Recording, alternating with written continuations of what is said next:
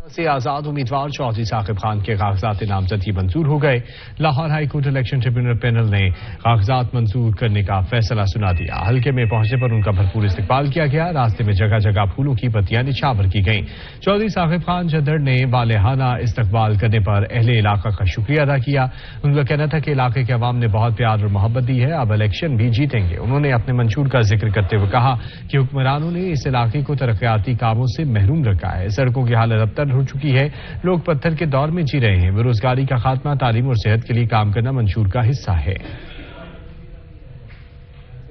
अपनी young generation को नौकरियां प्रोवाइड करूं, मैं हॉस्पिटल्स के लिए, सेहत के लिए कुछ करूं, हॉस्पिटल्स लेके आऊं। तालीमी इदारे आप देख रहे हैं हमारे हल्के के आपके सामने हैं, उनका कोई हाल नहीं है।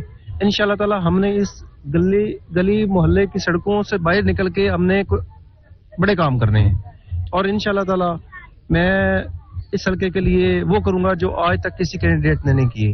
अल्हम्दुलिल्लाह अवाम मेरे साथ खड़ी है और मैं अवाम के साथ खड़ा रहूंगा। मैं इनकी भरपूर जंग लड़ूंगा, मैं इनका बहुत अच्छा वकील साबित होऊंगा। निगरान